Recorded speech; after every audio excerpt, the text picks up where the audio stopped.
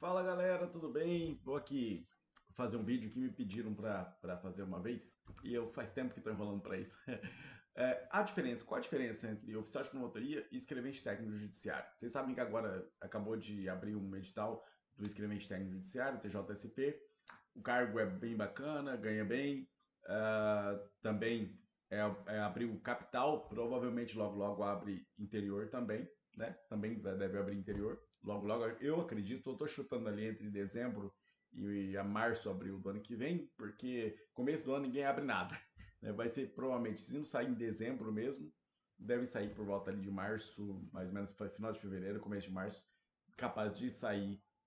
É um chute, lógico, né? Não tem informação privilegiada, mas deve sair aí o edital do interior também, tá bom? Eles precisam preencher, tem muita vaga, etc e tal. E muita gente pergunta, poxa, eu também tô de olho no seu cargo, Júnior.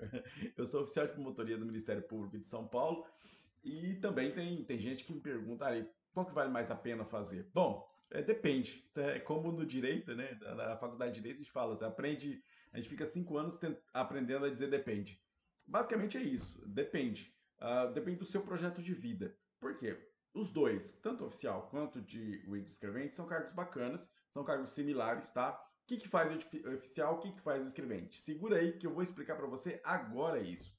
Bom, o escrevente é o assistente administrativo do juiz, tá? Vamos simplificar? É um secretário de luxo do juiz. Só que a própria comarca, o próprio fórum ali, as varas judiciais, elas exigem muita manutenção administrativa. Então, tanto para civil, criminal, juizados especiais, eles vão precisar dessa movimentação. Quem movimenta essa máquina administrativa toda, do maior tribunal da América Latina, que é o caso do Estado de São Paulo, é o escrevente. O escrevente é quem movimenta tudo. Quem dera os advogados descobrissem, né? Que quem eles têm que adular não é o juiz. Né? Quem eles têm que tratar principalmente bem não é juiz, não. Quem tem que eles tratar muito bem é o escrevente. É o escrevente que faz a coisa acontecer ali, que movimenta tudo, tá? É lógico que aí existe é o setor operacional de tudo, tá? Nível tático são os diretores, nível estratégico é o juiz, tá? O juiz manda em todo mundo, tá ok? Esse é fato. Só que o contato entre o escrevente e o juiz ou é mínimo ou é zero. Por quê? Porque ele tem toda uma cadeia de cargos. Tem o chefe de seção, o oficial maior, chefe de seção, aí tem o diretor do cartório. Então tem muita gente para cima do escrevente que entra agora para chegar no juiz, tá? Quando que vai ver o juiz? Na correição, quando ele vai a alguma reunião. Dependendo do juiz, se o juiz for um cara bem legal ali, uma pessoa bem legal, ele vai fazer algum tipo de movimento com o pessoal da vara ali, judicial, mas dificilmente é capaz do estagiário de direito ter mais contato com o juiz do que o escrevente, tá? Essa é a questão, tá? Lógico, há exceções, né? São honrosas exceções, por isso como o Saulo Ramos fala, são honrosas exatamente porque são exceções.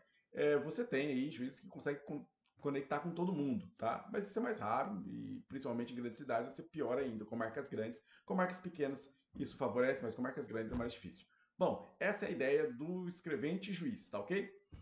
Agora, o oficial de promotoria, o MP tem uma estrutura menor do que o judiciário, do que o TJSP.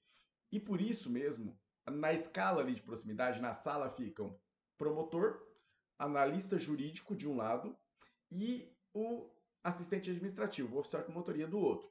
Não existe hierarquia entre analista e oficial, tá? Tem gente que acha que há hierarquia, analista mandando oficial. Não, esquece. São áreas diferentes e não tem nada a ver. E numa situação em que tem vários funcionários, quem se torna provavelmente diretor é o oficial. Então, nesse caso, se for falar administrativamente, o oficial manda no analista, porque ele vai distribuir funções, tá? Mas nesse sentido, no sentido hierárquico, não existe hierarquia, tá bom? Então, é o promotor que manda em todo mundo, principalmente no analista, que é a área judiciária, a área jurídica, e o oficial, que é a área administrativa, tá? O oficial faz serviço jurídico? Faz, tá? Falam que não faz, mas faz. Claro que faz. Ele mexe no extrajudicial, é ele quem toca o extrajudicial, é ele que gerencia todas essas questões. O promotor, ele faz toda a parte, ele coordena tudo isso, ele manda em todo mundo, ele decide, ele coloca a caneta, é dele a responsabilidade final, mas quem movimenta a máquina é o analista na área jurídica e é o oficial na área administrativa, e é essa a realidade da coisa, assim como no caso do TJ do escrevente, tá? Então existe essa diferença. Salários, a mesma coisa. Basicamente, o que o escrevente ganha, o oficial ganha, pouca diferença ali de alguma remuneração ou outra, adicional, questões de pagamento, ressarcimento, mas a diferença entre oficial e inicial, né? A diferença inicial entre um oficial e um analista e um escrevente é quase nada, tá? Muito, R$ 100, R$ 150 de diferença para o lado do escrevente. Ah, ganhou digamos assim, tem horas credoras, o cara ganha indenização por isso, tem uma facilidade nessa área do escrevente. Júnior, qual que eu presto? É o que eu falei, depende.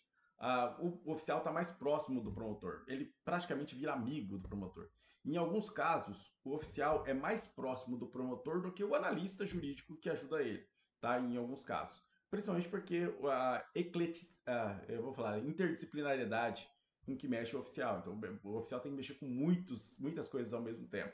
E isso acaba exigindo que a conversa entre o promotor e o oficial, principalmente por causa dos extrajudiciais, seja maior. O oficial acaba acompanhando o promotor em algumas situações, acaba participando de algumas reuniões, e isso faz com que, obviamente, a proximidade seja maior com o promotor. Então você vai conhecer o promotor mais de perto, digamos assim. Raras exceções, existem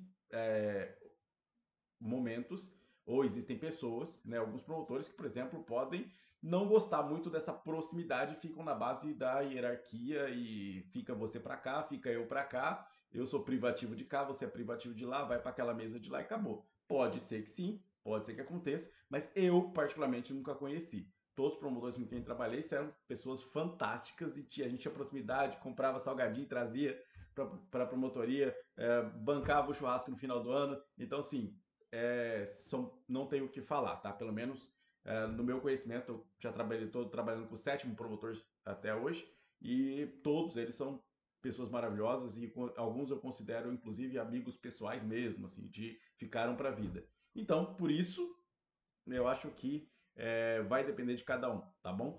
Em termos de remuneração é a mesma coisa. Volume de trabalho, depende da promotoria que você pegar. Pode ser que de repente você pegue uma promotoria que seja lotada, abarrotada. Você vai trabalhar da hora que você senta a bunda na cadeira até a hora que você precisar levantar e com algumas saídas rápidas para o banheiro. Máximo disso. E é 1 hora de almoço, lógico. Mas fora isso, não tem muito o que você fazer. Você vai trabalhar pra caramba. Escrevente é mais recorrente isso, né? Essa questão de estar lotado, estar mais trabalhando com um fluxo maior de volume de trabalho por causa exatamente do tamanho da máquina, tá? O oficial, existem alguns casos em que a parte administrativa ali é um pouco mais folgada, principalmente em grandes centros ou em comarcas especializadas, em promotorias especializadas, o que acaba, de certa forma, maquiando um pouco a realidade da coisa. O oficial, em geral, como regra, tem um serviço lotado, ele é lotado, ele é sobrecarregado de serviço, em regra, tá? Algumas exceções acabam meio que parecendo que o oficial não trabalha muito, mas trabalha pra caramba, gente, trabalha muito mesmo. Né? E graças a Deus por isso, porque a gente precisa trabalhar e precisa servir a sociedade, tá? Mas os dois cargos trabalham bastante, então não adianta você achar, vou prestar o concurso para ser funcionário público daquele jeito tipificado, vou ficar de boa. Não, você não vai ficar de boa. Você vai ter que trabalhar, tá? Você vai ter que estudar, continuar estudando para dar conta, porque resolução nova é aviso, normativas que chegam e você tem que estar atualizado, e ferramentas novas que são incorporadas, você tem que aprender, então você vai continuar estudando, faz parte. Para quem está pensando em cargos maiores, é uma ótima forma de você usar o direito na prática, tá? De você usar os recursos de gestão na prática, de você efetivamente colocar muito em prática coisas que você vai aprender na faculdade. Carga de nível médio? Nunca vi ninguém com nível médio passar, mas o carga é de nível médio, tá? Eu tô há 20 anos no serviço público, 4 anos no MP, e eu nunca vi um cara que chegou, entrou no MP e disse, eu só tenho ensino médio. Nunca vi, nunca vi. E olha que eu já participei de muito concurso, nunca vi isso. A maioria que já entra com cargo de nível superior, tá bom? Porque, principalmente agora, nesses novos tempos, porque realmente não tem como, a prova é difícil mesmo, é nível médio só na nomenclatura, mas a prova é concorrida e é difícil, tá bom? Então, beleza, essa é a diferença. O oficial fica mais próximo, o escrevente mais distante. O escrevente tem as vantagens das hierarquias, ou seja, você pode vir a pegar um cargo comissionado. O oficial tem muito pouco cargo comissionado, praticamente nenhum. Né? Tem o oficial assistente e o oficial chefe. Esses daí são cargos de confiança e de confiança mesmo, porque é muito difícil você chegar lá. Mas você chega, tá? Às vezes é por questão de tempo, proximidade com alguém, eficiência no serviço em algumas questões, especialidade no serviço em algumas questões, você pode pegar um cargo comissionado, mas é mais difícil, bem mais difícil o cargo de confiança no MP. No TJ, direto, a rotatividade é muito grande, então direto acaba aparecendo uma oportunidade. Por isso, o cargo de escrevente é mais visado, tá ok? Porém, é aquele contrabalanço. Às vezes, por qualidade de vida, você fala, não, eu vou para o oficial.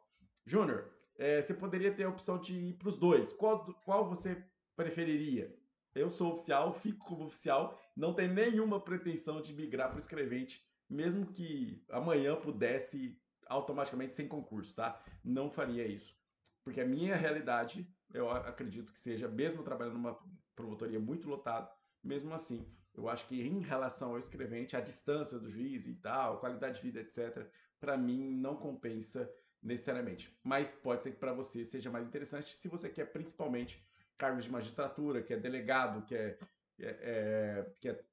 estudar para cargos de nível superior maiores ali. Talvez o TJ seja interessante pela prática, etc. e tal, e a comodidade e a possibilidade também de subir para cargos de confiança. Então, cada um avalia o que é melhor para si, tá bom? Falei demais. É uma forma de você fazer esse contrabalanço. E se você não me segue, segue aí, tá? O Estudo JC, eu trago várias opções. Tem uma apostila que eu vendo de direito mastigadinha. Eu passei em 2 concursos e foi os 2 concursos que eu prestei. Por quê? Porque para mim era interessante isso. Eu passei logo cedo num concurso de agente penitenciário, fui trabalhei mais de 15 anos lá. Outra hora eu conto essa história. E para mim não compensava ir prestar concursos federais por causa da família, por causa da distância da cidade.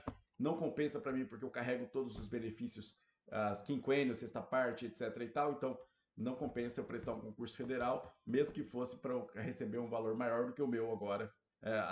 Então para mim não compensaria. Então para mim compensa ficar no estado de São Paulo dentro da hierarquia do Ministério Público ou da magistratura um dia, quem sabe. Mas por isso não tenho essa exibição. Tem um monte de aprovação, um monte de reprovação. Não, não tem nada disso. E eu preparei essa apostila exatamente com aquilo que funcionou para mim, porque eu passei. Pelo menos eu passei. Eu vivo aquilo que efetivamente eu estou mostrando como eu cheguei no meu caminho e como realmente eu fiz aquilo. E todo mundo me conhece, sabe que eu estudo bastante e consigo didaticamente explicar muita coisa. Então, esse material é para vocês, baratíssimo, só para poder ajudar mesmo. Se você quiser, o link está aí embaixo e aproveita para compartilhar com o pessoal que precisa aprender a estudar de uma forma mais eficiente para os concursos da vida, porque é muito bom, tá? Eu sou suspeito para falar, mas é muito bom. Tamo junto, galera.